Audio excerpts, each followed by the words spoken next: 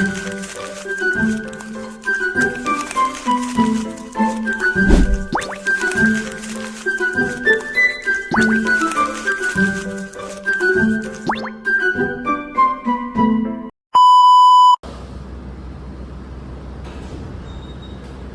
good morning class. Ngayon ay mayroon po tayong quiz ngayon. So, kahit wala po masyadong estudyante dito, ay pakikuha na lang po ang iyong mga exam folders and ball pens. Pre, tignan mo, may papakita lang sa'yo. Ano to? Ating special eh. Lakad kasi sa tempo. Baka may kinalaman sa mga nawawalang gamit. Kaya nga.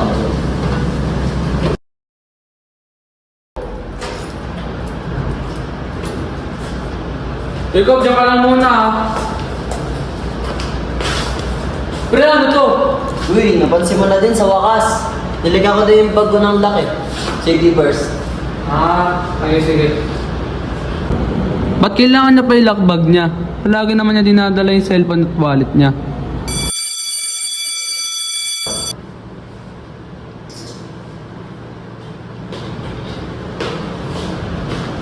Ikaw, okay ka na ba? Pre, wala kasi yung ano rin. Mga gamit na lagi. Ano naman nawawala sa'yo?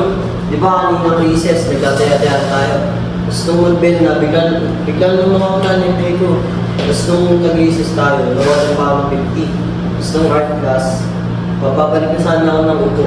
Babalik na sana ako sa upuan ko. Kaso, biglang nung din nawala yung correction tape at ballpen.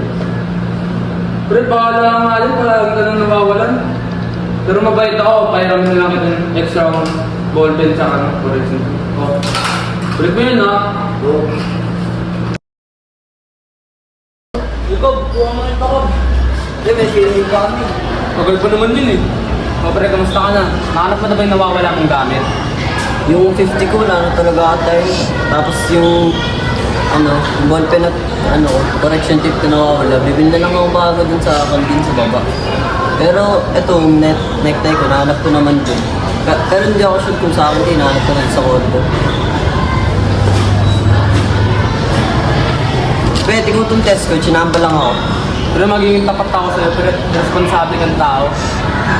At ayaw kayong tao sa'yo yung katotohanan mo. Kailangan mo bago eh. Tulad nun, maayos yung gamit mo, tsaka locker mo, at walang padlock yung mga gamit mo. Tapos lagi mo padala yung wallet at cellphone mo. Pero ngayon pre, wala na pre. May problema ako sa akin? Hindi pre. Sinasabihin na kita pre. Kasi pre, lagi ka na nawawalan at ang gamit mo nakapadlock.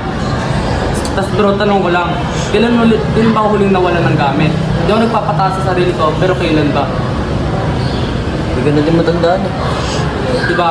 Kasi halos lahat, inaalagaan ko. Yun pala yung pinaparating mo sa akin.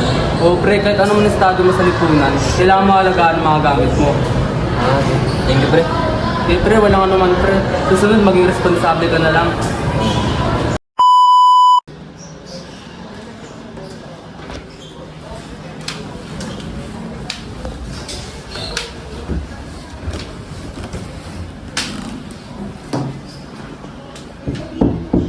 Papa, nakauwi na po ako.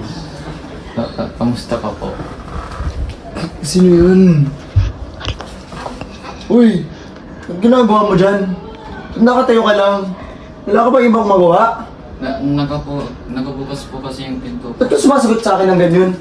Kailan ba yung naging normal? Isa pa. Sumagot ko pa sa akin ng isa pang beses. Isa pa. Magda ka talaga sa akin. Papa, pasensya po, pero ano po yung ulam natin? Bahala ka! Huwag gumawa ka ng sarili mong ulam. Sige po.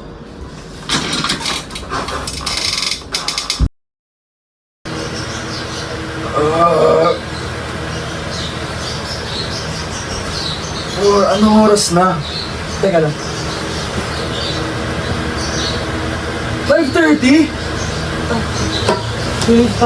Trabaho ko dahil sa batang yan, 5:30. Ano mo, hindi na ako papasok, bahala na yan. Ano mo talaga yun sa akin? Bata, gising ka! Bumaba ka dito, ngayon na! Bilisan mo! Kasi,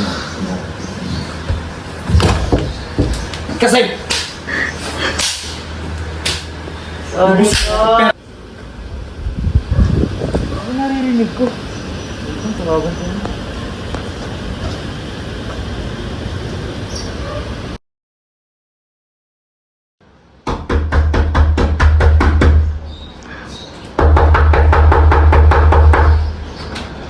Magandang umaga po. Sino po kayo?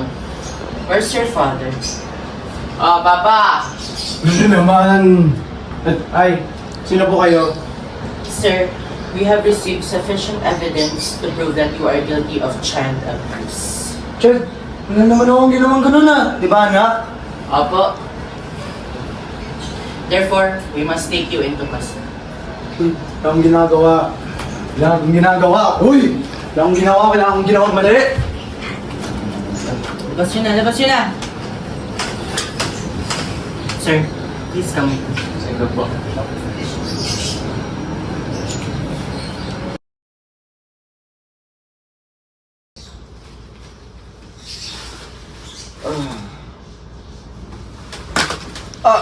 Nilog yung cellphone ko.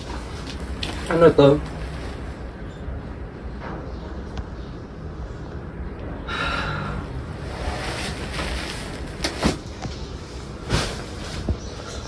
Ano yun ako? Anak ko. Anak ko, wala na. Nabos ka sa pag-inom yung anak ko. Wala na talaga siya. Inubos ko sa pag-iinom. Hindi na talaga ako iinom. Anak, nasan ka na?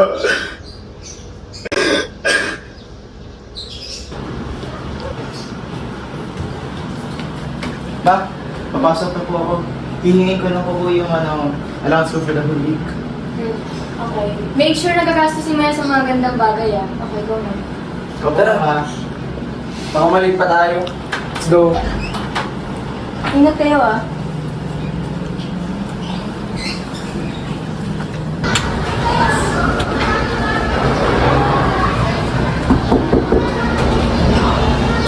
Morning po, ma'am.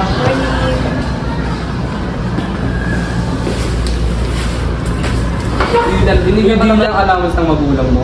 Oh, pang whole week to. Kaya medyo malaki pero ko ngayon eh. Oh, tara. Galon na lang tayo, pre. Tapos gamitin natin pera mo. Isang araw pa naman yung exam eh. Bukas ka na lang mag-review. Sige, next week may pera naman ako eh. Ano yan mga boy? Uwi na ako. Baka mapagalitan mo ako. Sige boy, salamat.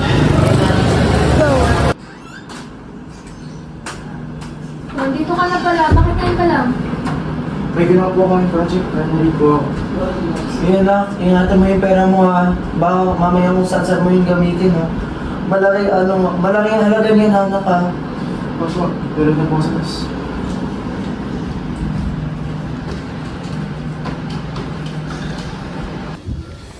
Tatay, anong gagawin niya lang ako nakita niya yung grade ko? Sige, tatawag ko na lang to.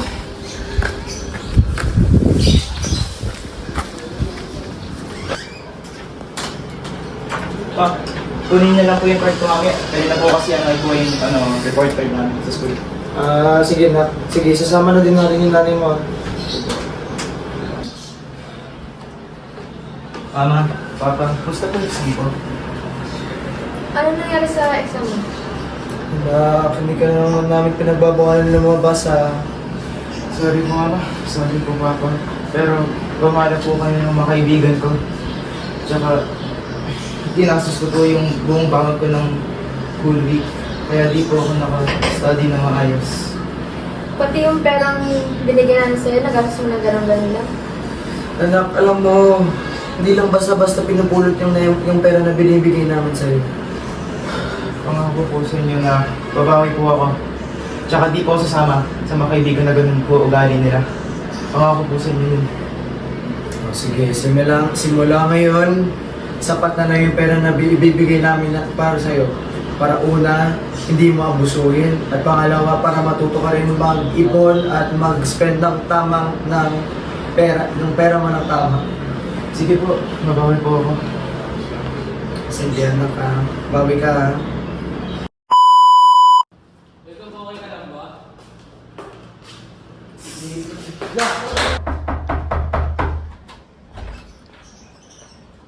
Sige! Tumawa ka pa!